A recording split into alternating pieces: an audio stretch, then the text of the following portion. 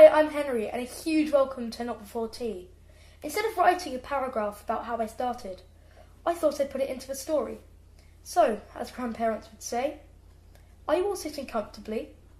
Then, I shall begin. This is me, a few hours old on January 15th, 2004. I have been told that I was a very good baby, and a chatty, well-behaved toddler. Then, at the age of 4, I started to have some unusual passions. I became obsessed with musicals and adored the Phantom of the Opera and Chicago. My parents started to notice that I have a very good memory, and I could remember phone numbers and lyrics. I could also recall conversations, which was how my whole business life started. It was a spring day, and my mother and I were wandering round a garden centre. I saw a sign saying horse manure, £3. I remembered listening to my mother complaining that we had to pay £200 to get the farmer to take our horse manure away. This confused me, and I questioned why we were paying someone to take it away, when the garden centre was selling it. She explained to me that it was very time-consuming to sell each bag, and I asked if I could have the manure and sell it.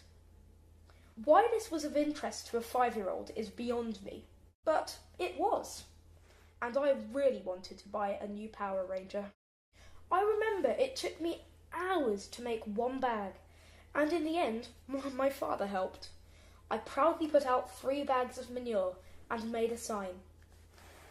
As you can probably see, sign writing was not my strongest talent. Note how I spelt manure.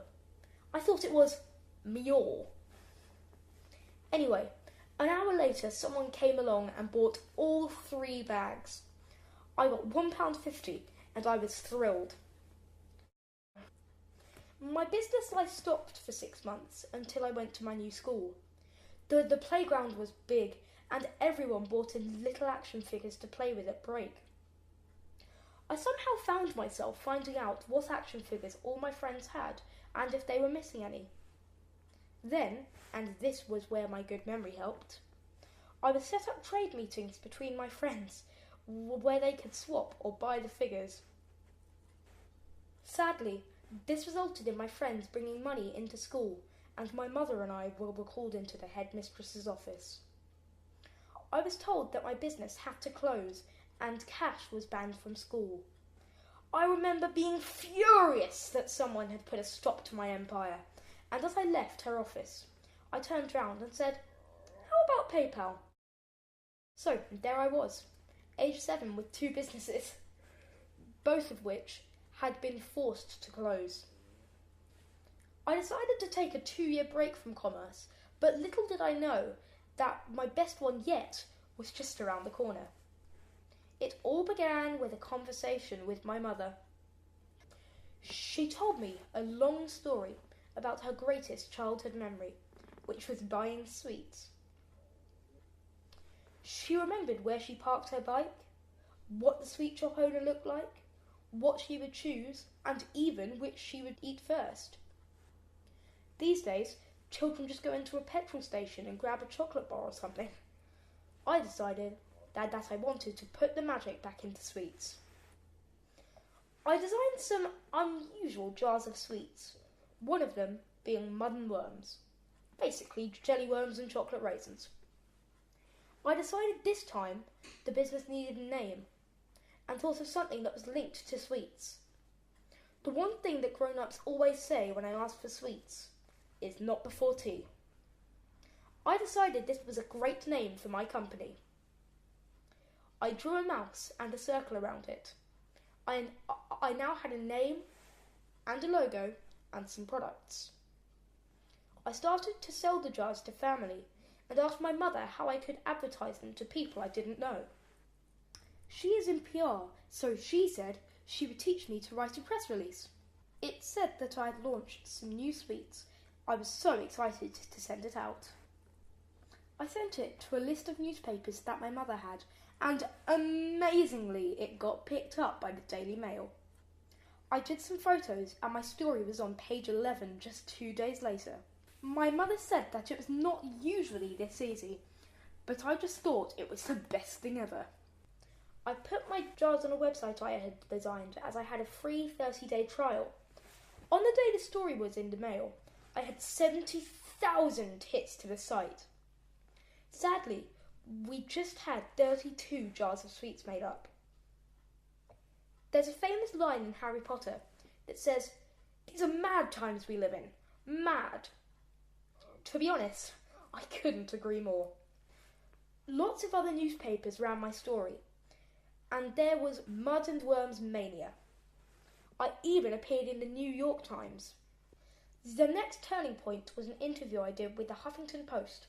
I had told the story so many times that I had made up a fictional sweet shop and a mouse and owl helper, and so on. The journalist said to me, "I suppose you are going to write a book about this next." "Oh yes," I said. I got off the phone and said to my mother, "I am going to write a book." So, January 2014. On my 10th birthday, I wrote The Adventures of Sherb and Pip. To be honest, I can't draw. So I googled fox illustrations in Etsy and found the most wonderful illustrator called Becky Down. My mother contacted her and we asked her to do the drawings. We also googled grants as we had no money to pay for the book. We were really lucky that we were awarded 3 separate grants so that we could print 200 copies of the book and get the business started. We also made some wash bags with the characters on. My mother and I knew nothing about retail, but we found out that there is a show in Olympia where shops go to find new products. We had a tiny stand and I loved chatting to everyone. The following week we got a call from Bentall's, which is part of Phoenix. They wanted to launch Not Before Tea in their department store and wanted me to do a book signing. The launch was a great success. Just as soon as I started autumn term, my mother gets the most exciting call. It was from the One Show.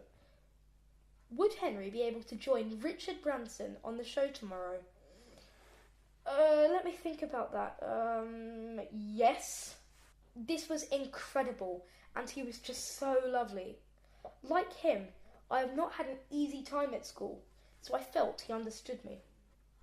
Then I was invited on Radio 4 and ITV News, and then was invited to speak at my first conference where I followed Caprice and Annabelle Carmel. My product range went from 10 to 20, and by Christmas I had 50 products.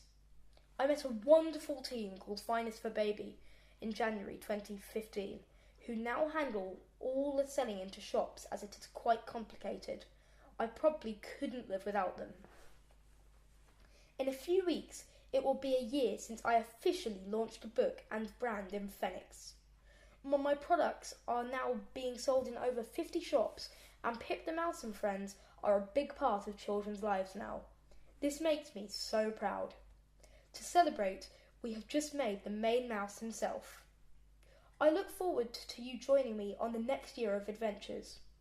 As the book says, something exciting always happens in the little shop on the corner called Not Before Tea.